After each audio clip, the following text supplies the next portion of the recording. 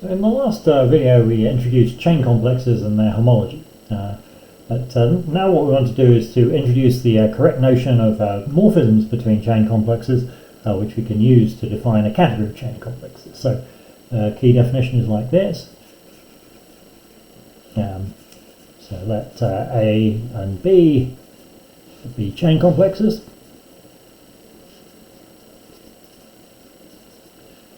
So a chain map from A star to B star is a sequence of homomorphisms called say Fn from An to Bn.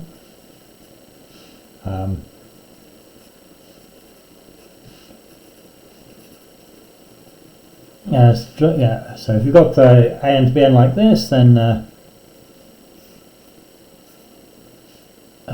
we want this to be kind of compatible with the differentials. I mean, so we want to say, we look at this D going down here to An minus 1, and D here going from Bn down to Bn minus 1.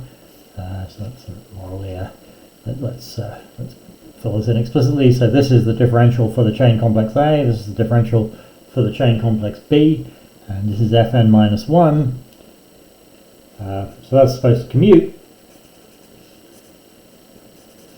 All n, so the B differential composed with Fn should be the same thing as Fn minus 1 composed with the differential for A as a homomorphism from An to Bn minus 1.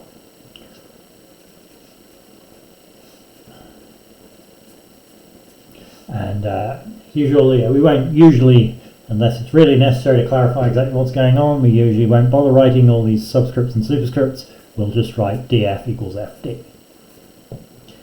Okay, so that's what we mean by a chain map. So the kind of very default case, you can just take Fn just to be the identity as a map from An to An. This gives a chain map A star to A star, which we call the identity chain map, and then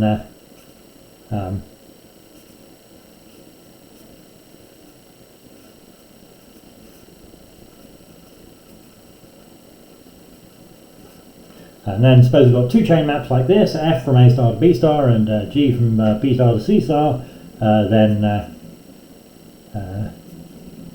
collection of maps Gn composed with Fn from An to Bn, An to Cn.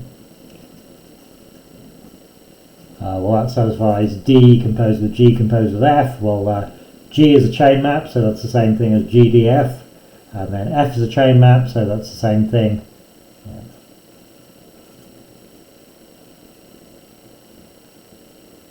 And then as F is a chain map, this is the same as GFD.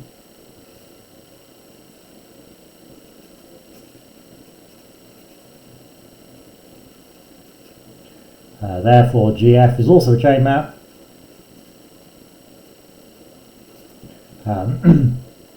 Okay, so we have identity chain maps, and we know how to compose chain maps. So this basically is telling us that chain maps form a category, chain complexes, and chain maps form a category, which we're going to call chain. Okay, so the objects of this category are chain complexes and the morphisms are chain maps.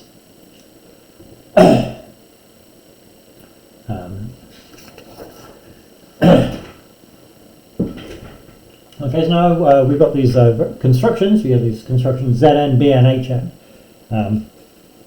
So the next claim is that Zn, Bn, Hn are functors from from the category of chain complexes to the category of abelian groups.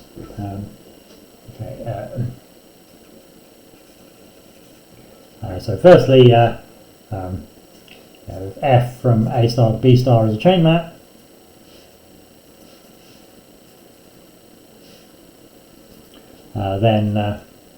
and we've got some Z, say, in ZNA. So what does that mean? It means that Z is in AN and DZ is 0. So F of Z, that's going to be an element of Bn. If I was writing the subscripts, this would be Fn of Z. Fn was a homomorphism from An to Bn, so apply it to Z, we get an element of Bn. And D of F of Z, well, F's a chain map, so that's the same as F of D of Z. But D of Z is 0 by assumption, so that's F of 0, which is 0. Therefore, F of Z is a cycle. It's an element of Zn of the complex B star.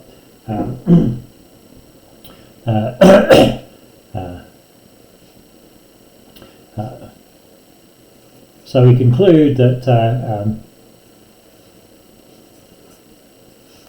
we're going to find Zn of F is just F restricted to Zn of A, and so that's going to be a map from ZnA to ZnB.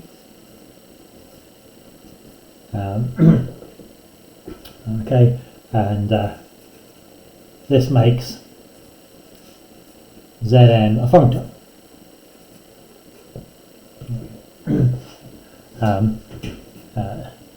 Now, suppose I've got again some x that's in BNA,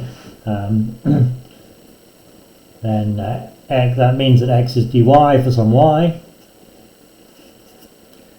Therefore, f of x is f of d of y, but f is a chain map, so that's the same thing as d of f of y, and in particular it's d of something.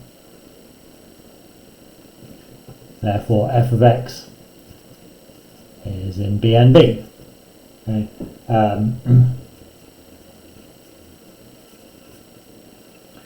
So we can find Bn of f is just f restricted to BNA, so that's going to be a homomorphism now from BNA to BNB.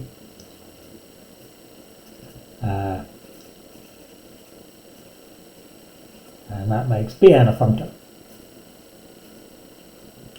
Okay.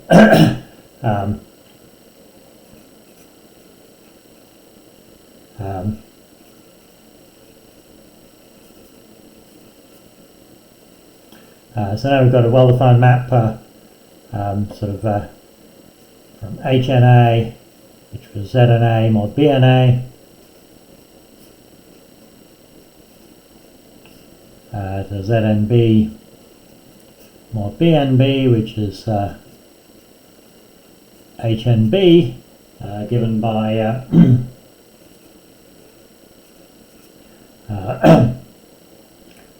so let's call this F lower star. F lower star of a coset, Z plus BNA is just F of Z plus BNB. Okay, so we use both of the facts that we proved up here. Firstly, that F of Z lies in ZNB, so this coset makes sense. And then secondly, because if we represent this coset in two different ways, as Z plus Bn or Z prime plus Bn, the difference between Z and Z prime will be an element of Bn, and then by what we wrote here, the image of that will be an element of BNB, so you get the same coset on the right hand side. So we see that this is a well-defined thing. Okay, and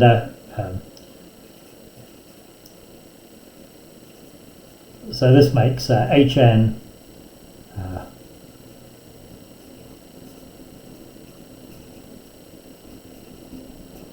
functor. Yeah, I mean, to be completely precise about this, we should check that that this is compatible with composition.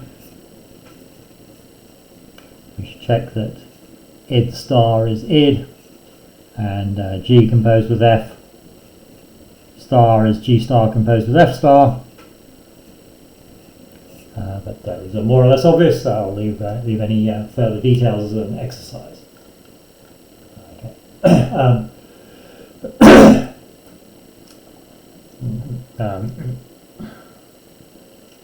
Okay, so let's just go back to thinking about the topological case.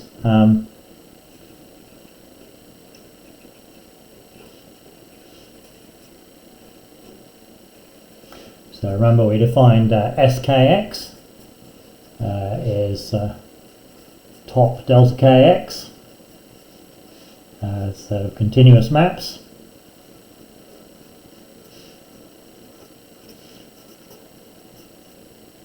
From delta k to x, and CKX was the free abelian group generated by this set.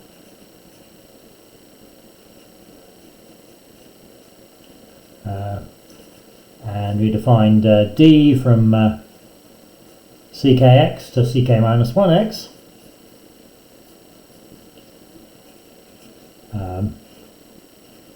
du here is going to be the sum from I is 0 to k of minus 1 to the power I, u composed with delta I. These delta i's were the standard inclusions of the faces from the k minus 1 simplex to the k simplex. Okay, and we showed that that d squared is 0. So we have a chain complex. Okay. So now suppose we've got some f from x to y.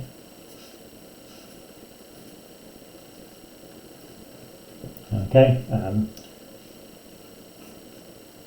Okay. So now suppose we've got some u in skx, i.e.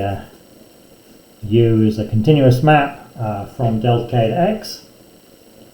So then I'm going to put f hash of u is just the composite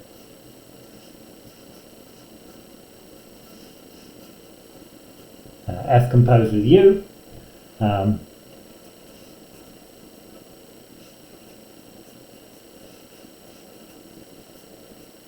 So this is going from skx to sky.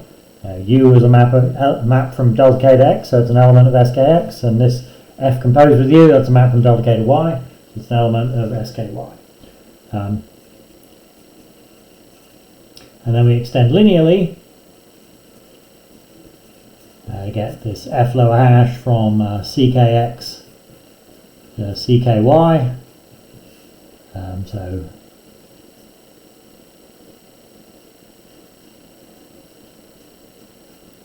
by extending linearly, I mean the usual thing. So this is m1 f composed with u1, mr f composed with ur.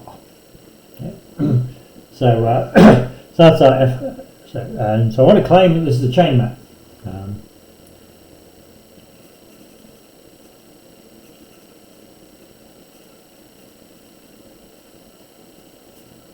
And proof. Well, if I want d of f lower hash of u, that's d of f composed with u. So that's the sum over I minus 1 to the I, f composed with u composed with delta I. And f hash of d of u, that's f hash of the sum over I minus 1 to the I, u composed with delta I. And then, so then the rule about f hash, so we just do apply it to each term in here, so you just get sigma over I minus 1 to the I, and then you just have to compose f here, so you get f composed with u composed with delta I, and these are the same. Okay, so df hash is the same as f hash d.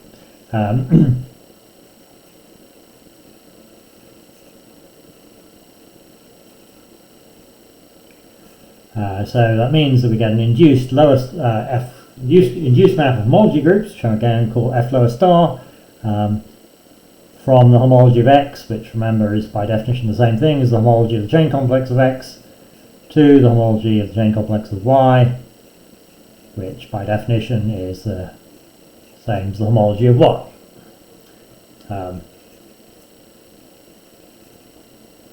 So this makes Hn a functor from top to abelian groups. Okay? So again, in principle, we already ought to check that this is all compatible with identities and compatible with composition, but there's really nothing going on there. A little bit more spelled out in the notes.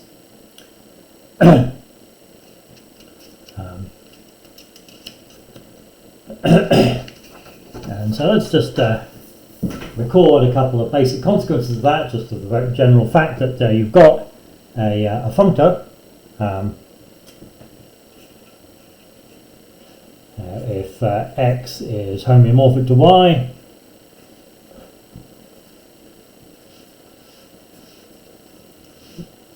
then h star x is isomorphic to h star y. That's just because and that's a general fact about functors. If you've got two isomorphic objects and you apply a functor to them, then you get isomorphic objects in the other category. And similarly, if x is a retract of y, and let's just recall what that means.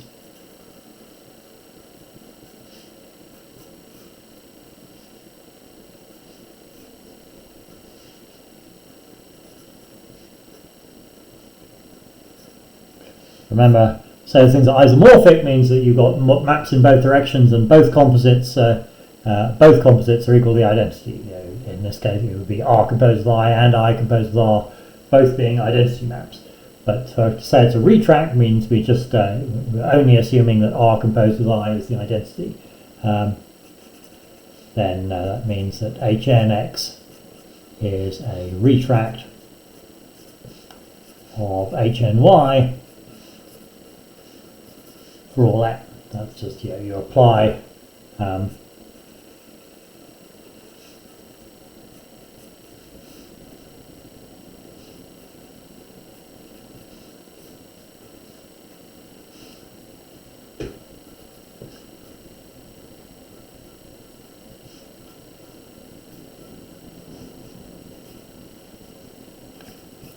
we just apply the homology functor to this diagram here, so you get two groups and homomorphisms in both directions, and the composite R star composed with either star has got to be the identity. And that's what it means to say that this group is a retract of that one. Okay, so that's what we'll say for the time being about the functorial properties of homology.